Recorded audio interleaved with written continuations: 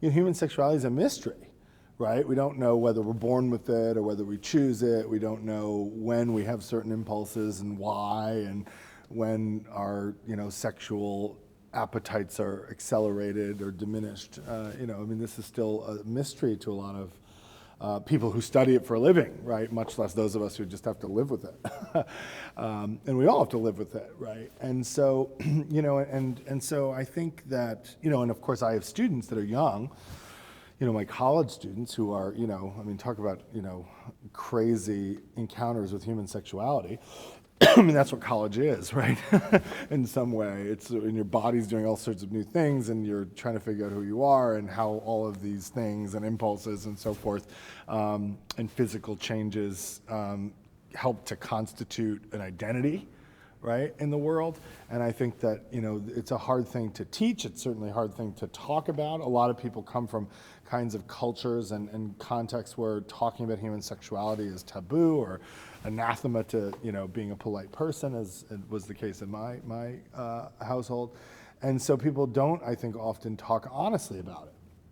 And that's just a general statement that I think is true, irrespective of all of the baggage that comes with human sexuality when you start to police it, or you start to deliberately and intentionally misunderstand it and to promote misunderstandings of it, then you're in really difficult territory. And so I think that, one of the reasons why human sexuality is so confusing for a lot of us is that so often what the society says about our sexuality or our sexualities is at odds with what we feel with respect to human sexuality. And so, certainly that was true for me as a gay man who lived, a lot of my life in the closet. The closet is the place that that compartmentalizes those two competing impulses, the sexuality that you feel and the sexuality that you are taught to think is not okay, right? The closet's the place that separates those two places. So, the closet is supposed to resolve the tension between those two things. The fact that I like boys, but society says that that's not okay for a boy to like boys. And so you create a closet to try to resolve that tension in the hopes that it'll go away. And what the closet does is actually just takes all that tension and it locks you in the room with it, right? And so at some point it just explodes. It's like the Langston Hughes poem about what happens to a dream deferred. Well, what happens to a sexuality suppressed? Or does it explode? Of course it does. It's not going to, and when the explosion comes, it's probably not going to be pretty. And for a lot of us, it's not. And the explosion takes many forms. For some people, it's suicide. For some people, it's coming out and being proud. For some people, it's having really dangerous kind of sex that could lead to a different kind of death, which is suicide in a much slower path. And so I think it's really, really hard to talk about. One of the things that's, and it's also, because it's so deeply personal, when you talk about it, it's almost as if you're forcing it to be political or public. And so particularly for young people who are really in this sort of really weird realm of uncertainty or change or what have you, experimentation. And so I think that too is tough, and you have to be careful, right? It's a delicate matter for a 40-year-old out gay man to talk to a 19-year-old questioning boy or girl or young man or young woman about something that they perceive you to have figured out. When in fact, if we're being honest with ourselves, all of our sexualities are in flux at all times, right? Physiologically, we know that over time we, might lose our edge a little bit sexually, and that's a natural sort of course of things that your body's sort of saying slow down, right? You can't do what you did when you were 20, thank God.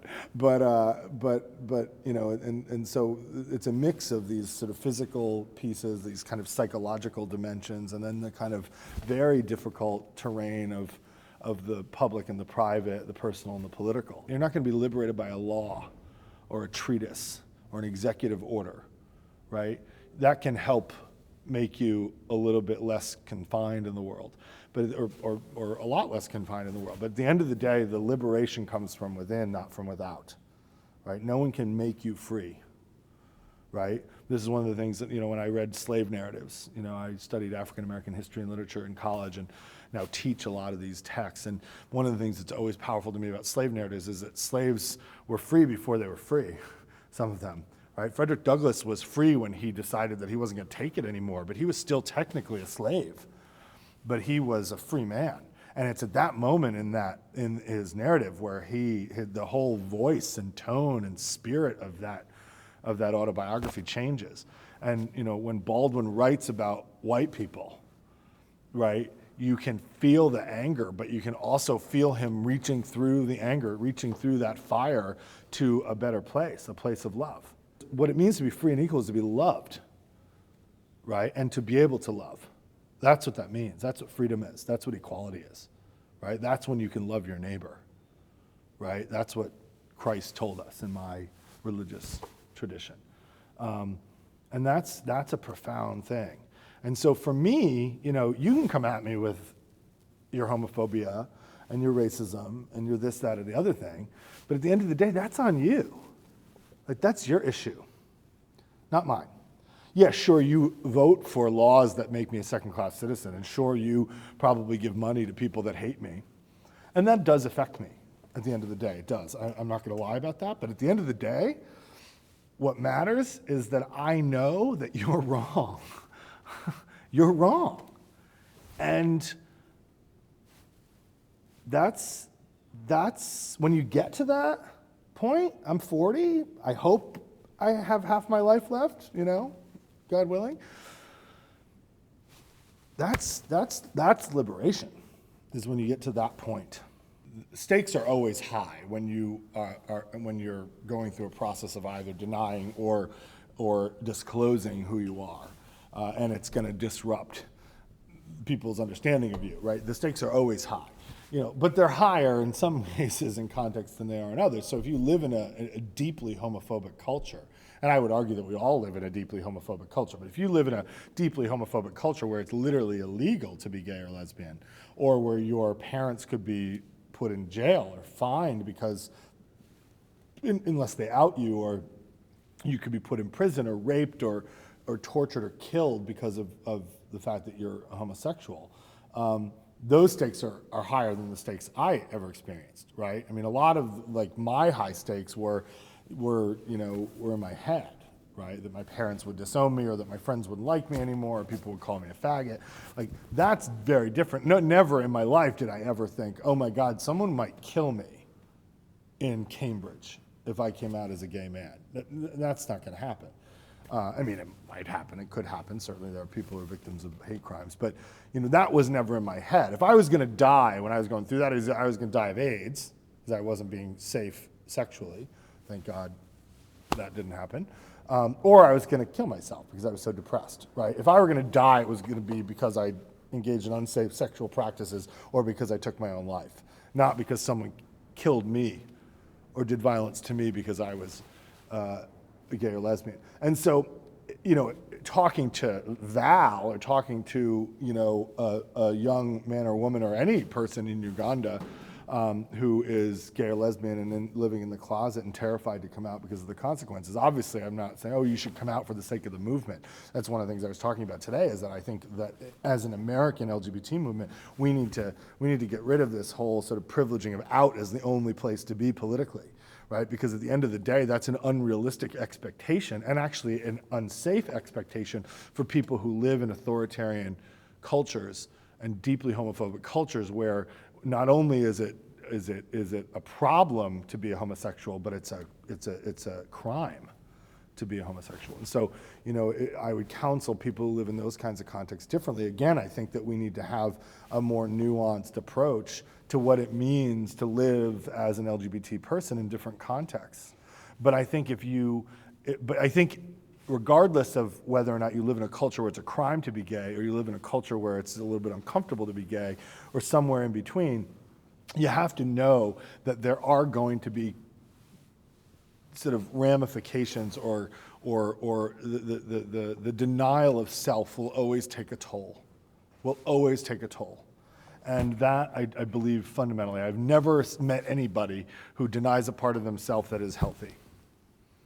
Never. And so, but I also understand it's not realistic for every gay or lesbian person who lives in an authoritarian country to come to Manhattan, right? There are a whole host of things in the way of that, and it's unrealistic, and I get that. And so what I think we need to do as a movement is to attack that kind of homophobia on all fronts, on all cylinders, so that it's easier eventually for that young woman or that young man or that trans person in Uganda who is struggling with their sexuality or gender identity in a way that those of us in the United States in many cases can only really imagine. And that's why we have to build a global movement, because we need to create conditions where these kinds of interactions are available so that we understand the differences of that experience and where they have perhaps an understanding of the differences of our experiences, right? So that we can figure out how to express solidarity and empathy and support for one another in a world that is hostile, albeit in different ways in different places.